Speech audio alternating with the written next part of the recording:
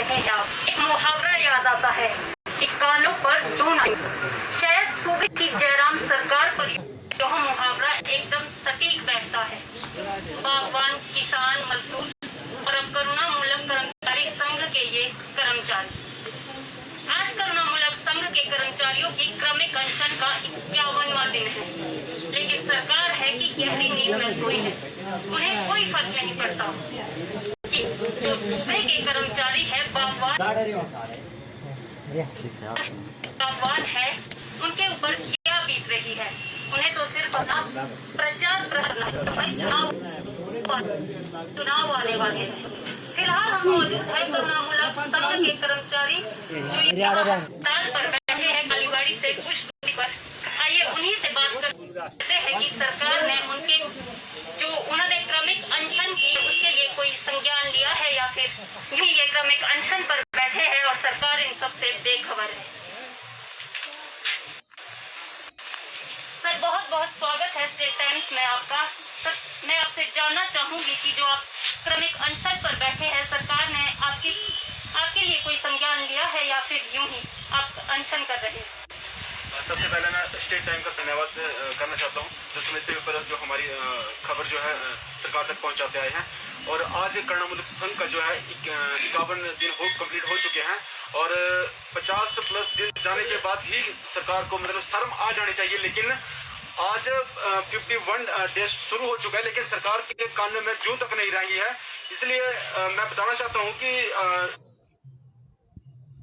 हाल ही में मतलब राष्ट्रपति जी की स्वर्णिम यात्रा जो है शुरू हुई है, लेकिन जो करुणामूलक संघ है करुणामूलकों के लिए ये यात्रा जो है 51 दिन पहले ही शुरू हो चुकी थी। लेकिन सरकार की तरफ से ना इनकी कोई हालचाल पूछा गया, ना ही कोई प्रशासनिक अधिकारी यहाँ पर भेजा गया, ना ही सरकार का कोई जो नुमाइंदा है वो यहाँ पर भेजा गया ताकि तो सर इससे आपको समझ जाना चाहिए कि सरकार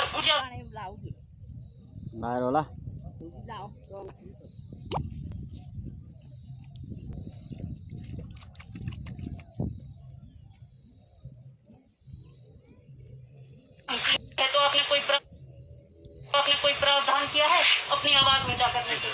हाँ, हमने कोई प्रावधान किया है अपनी आवाज ऊंचा करने के लिए? हाँ, हमने ऊंचा सुनाने के लिए बहुत से ऐसे मतलब जो कदम उठाए हैं, जैसे कि हमने हर जगह हर 5-6 डिस्ट्रिक्ट से हमने एक रैलीज के माध्यम से या फिर विधानसभा के घेराव के माध्यम से, और हाल ही में जो डीसी ऑफिस घेराव किया था। एक मतलब बहुत संख्या में लोग यहाँ पर आए थे, लेकिन फिर सरकार के कानों में जूं तक नहीं रेंगी है।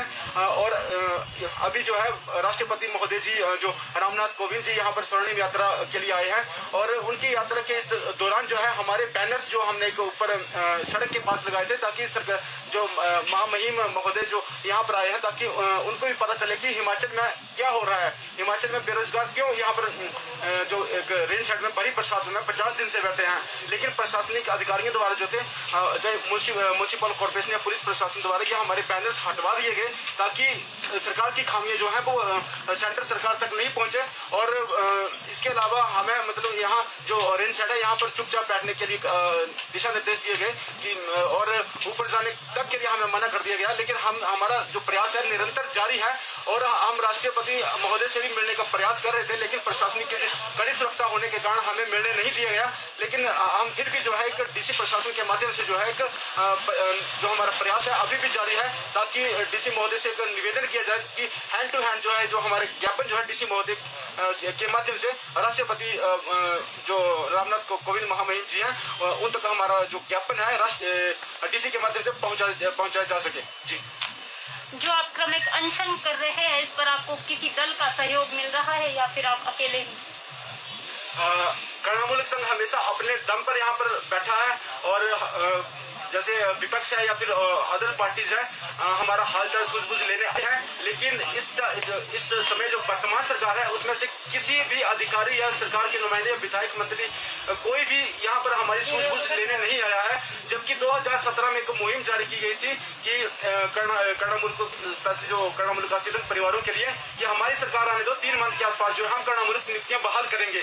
लेकिन ये एक छुनछुना जो बोल सकते हैं जो प्रदेश सरकार ने करुणामूलक परिवारों के हाथ थमा दिया। जब तीन महीने के 3 साल भी कंप्लीट हो गए, लेकिन सरकार की तरफ से इन परिवारों को कोई भी राहत पैकेज, जो राहत है नौकरी के माध्यम से, ना कोई राहत दी गई, ना ही इन परिवारों को 50 दिन से जो यहाँ पर क्रमिक अनशन पर बैठे हैं, ना ही इन परिवारों का हाल चाल पूछा गया। तो आप लगा सकते हो पता कि अब सरकार का रवैया क्या है, और अगर यही सरकार का रवैया रहा तो आने वाले उपचुनाव जो है उसमें सरकार को एक चुनौती भरी, जो हम एक वोट के माध्यम से एक दबाव देंगे, वो उनको झेलना पड़ेगा। आने वाले 2022 के चुनावों में हम बढ़ चढ़ के जो है एक सरकार के अगेंस्ट जाएंगे, अगर ये गणनामूलक नौकरियां जल्द ही जल्द बहाल नहीं होती हैं तो। जी सर, जैसा आपने कहा कि आप चुनाव का बहिष्कार करेंगे, लेकिन यदि सरकार सिर्फ आश्वासन देती रही तो कोई ऐसी ठोस रणनीति आप बनाएंगे 1-2 आने वाले कुछ दिनों में, या फिर इसी तरह बस सिर्फ चुनाव का बहिष्कार करेंगे?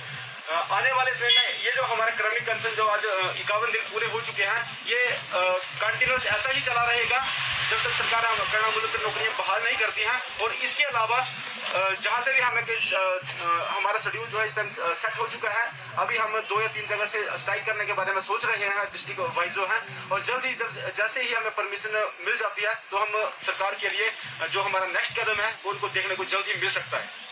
जी सर, बहुत बहुत शुक्रिया हमसे बातचीत करने के लिए।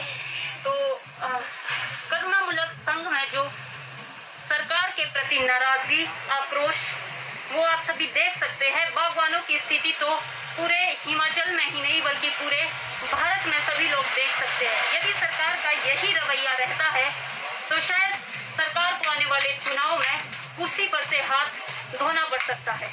फिलहाल के लिए स्टेट टाइम्स में इतना ही। आप बने रहिए स्टेट टाइम्स के साथ। मैं अनु शर्मा, कैमरा पर्सन चारू सोलंकी।